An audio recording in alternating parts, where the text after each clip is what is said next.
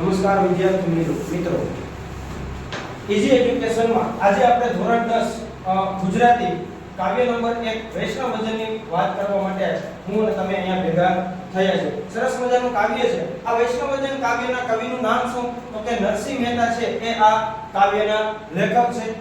15મી સદીની અંદર છે એ આપણા લેખક થઈ ગયા છે. સાહિત્ય પ્રકાર શું? તો કે ભજન અથવા તો પદ. શેમાંથી લેવામાં આવ્યું? તો કે નરસિંહ મહેતાના શ્રેષ્ઠ પદોમાંથી છે એ આ વૈષ્ણવજન કાવ્ય છે એ લેવામાં આવ્યું છે.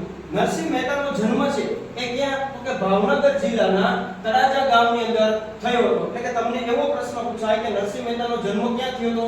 તો કે ભાવનગર જિલ્લાનું જે તળાજા ગામ છે ત્યાં એમનો જન્મ થયો હતો. અમુક વર્ષો પછી તેઓ છે ક્યાં રહેવા જતા રહ્યા? તો કે જૂનાગઢ છે એ રહેવા જતા રહ્યા. માટે જૂનાગઢ છે એ એમની કેવી ભૂમિ છે? તો કે કર્મભૂમિ છે. તો નરસિંહ મહેતાનો જન્મ છે ભાવનગર જિલ્લાના તળાજા ગામમાં થયો. જ્યારે એની કર્મભૂમિ છે એ શું હતી? તો કે જૂનાગઢ હતી. અને એમના જીવનના જે આધારભૂત વિગતો છે, આપણને માહિતી જે મળવી જોઈએ એ આપણને હાલ મળતી નથી. તેઓને આદિ કવિ તરીકે જાણીતા હતા. નરસિંહ મહેતાના ઘણા બધા ઉપનામ છે. એમાંનું એક છે એ આદિ કવિ છે, અથવા તો એને આદ્ય કવિ તરીકે પણ છે એ ઓળખવામાં આવે છે.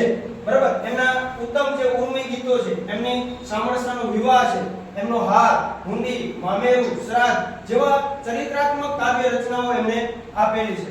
આ એમના પદ પ્રભાત્ય તરીકે પણ જાણીતા છે. મોસ્ટ આઈએમપી પ્રશ્ન છે નરસિંહ મહેતાના પદ છે એ કયા નામે ઓળખીતા છે? તો આપણને ખ્યાલ હોવો જોઈએ પ્રભાત્ય નામે છે નરસિંહ મહેતાના પદ છે એ જાણીતા છે.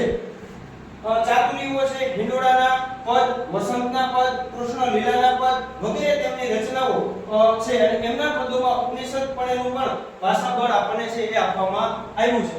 એક સરસ મજાનો પ્રશ્ન અહીંયા બને છે, આ વૈષ્ણવજન કાવ્ય છે અથવા તો વૈષ્ણવજન પદ છે એ કોને પ્રિય હતું? તો આ વૈષ્ણવજન પદ છે એ કોને અતિ પ્રિય હતું? તો કે ગાંધીજીને છે એ અતિ પ્રિય વૈષ્ણવજન પદ છે એ હતું. જ્યારે ગુજરાત રાજ્યની સ્થાપના 1 મે 1960 ની અંદર કરવામાં આવી, બરાબર, સાબરમતી આશ્રમના કિનારે રવિશંકર મહારાજના હસ્તકે ત્યારે વૈષ્ણવજન પદ ગાઈ અને ગુજરાત રાજ્યની સ્થાપના છે એ કરવામાં આવી હતી. તો આ માહિતી પણ વિદ્યાર્થી મિત્રો તમારે યાદ રાખવાની જરૂરિયાત છે. કાવ્ય સમજૂતી જોઈ કે વૈષ્ણવજન તો તેને કહીએ જે પીડ પરાઈ જાણે, પર દુખે ઉપકાર કરે તોય મન અભિમાન ન આણે. કે સાચો વૈષ્ણવજન એ છે જે પારકાની પીડાને જાણે છે. એટલે કે જે દુખિયારો છે, બીજો જે વ્યક્તિ છે એના દુખને છે એ શું કરતો હોય? તો કે એ જાણતો હોય, એને સમજતો હોય અને એ પીડાને દૂર કરી અને ભલાઈ કરે છે. કે કોઈ અન્ય માણસ છે તો એ માણસનું જે દુઃખ છે, જે દર્દ છે એને દૂર કરે છે અને ભલું એટલે કે સારું કાર્ય કરે છે. અને એ સારું કાર્ય કરે એનું એને જરા પણ છે એના મનની અંદર છે અભિમાન એ છે એ રાખતો નથી. સકળ લોકમાં સહુને વંદે, નિંદા ન કરે કેની રે, વાંચ કાચ મન નિશ્ચલ રાખે, ધન ધન જનની તેની રે. કે સાચો વૈષ્ણવજન એ છે જે સારાય સંસારમાં સૌને શું કરે છે? વંદન કરે છે. આપણે તે એક સરસ મજાનું પંક્તિ છે કે નમે તે સૌને ગમે. તો આ જે સાચો વૈષ્ણવજન છે એ આખાય એટલે કે સારાય સંસારમાં સૌને એટલે કે બધાને છે શું કરે છે? તો કે નમે છે ને વંદન કરે છે, સૌને આદર કરે છે. બધાને, એનાથી નાના હોય તો ભલે, એનાથી મોટા હોય તો ભલે, દરેક લોકોનો એ શું કરે છે? તો કે એને આદર આપે છે, માન આપે છે, સન્માન આપે છે. કોઈની નિંદા કરતો નથી. સાચો વૈષ્ણવજન છે ક્યારે કોઈની નિંદા કરતો નથી. એ વાણી એટલે કે જે બોલે છે એનાથી, પોતાના ચારિત્ર્યથી તેમજ મનથી એ દ્રઢ રાખે છે. અને આવા વૈષ્ણવજનની જનની ખરેખર એને જન્મ આપે છે તો એને શું કહે છે?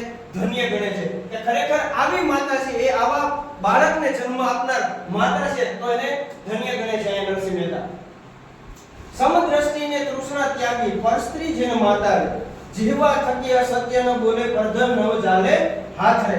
કે સાચો વૈષ્ણવજન છે એ કે સંસારમાં સૌને સમભાવથી જોવે કે ભાઈ આ ઓલી જ્ઞાતિનો છે, આ ઓલી જાતિનો છે, આ નીચો છે, આ ઊંચો છે, આવા કોઈ પણ પ્રકારના ભેદભાવ છે એ સાચો વૈષ્ણવજન છે એ કરતો નથી. બધાને છે, સૌને એટલે કે બધાને શું કરે છે? તો કે સમભાવ, સમદ્રષ્ટિ થી જોવે છે, સમાન નજરે છે એ શું કરે છે? તો કે એને જુએ છે.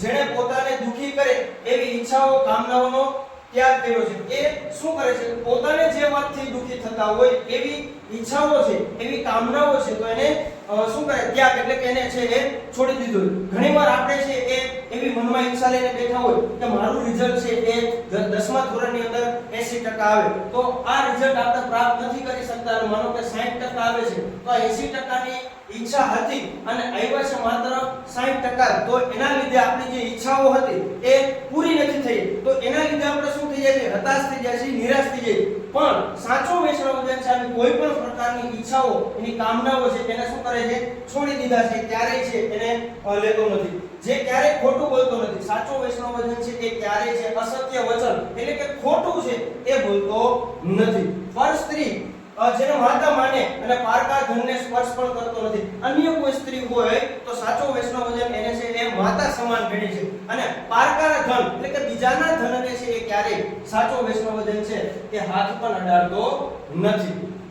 મોહમાયા વ્યાપે નહીં જેને દ્રઢ વૈરાગ્ય જેના મનમાં રહે, રામ નામ શું તાળીને લાગી સકળ તીરથ તેના તનમાં રહે. કે જેના સંસારમાં ઉપરના જે અભાવ હોય છે તેને સંસારની મોહમાયા અસર કરતી નથી, કે જેને સંસારની અંદર કોઈ પણ પ્રકારનો મોહ ન હોય, મોહનો જ અભાવ હોય, તો એવા સંસારની મોહમાયા ઉપર એને છે જરા પણ કશી પણ અસર કરતી નથી, એને દુઃખ આપતું નથી. જેને રામ નામની ધૂન લાગી, કે જે સંસારથી મોહમાયા હોય એને શું હોય તો કે રામ નામની એને છે એ ધૂન લાગી હોય, તો આવા જે વૈષ્ણવજન છે એ પોતાને તીર્થ સ્વરૂપ હોય છે. કેવા હોય છે? તીર્થ સ્વરૂપ. આપણે કોઈ ધાર્મિક સ્થળે જતા હોય તેને આપણે શું કહીએ છીએ? તીર્થ યાત્રામાં જઈએ છીએ. શું કહીએ છીએ? તીર્થ યાત્રામાં. વણલોભીને કપટ રહિત છે, કામ ક્રોધ નિવાર્યા રે, ભણે નરસૈયો તેનું દર્શન કરતા કુળ 71 કાર્ય રે.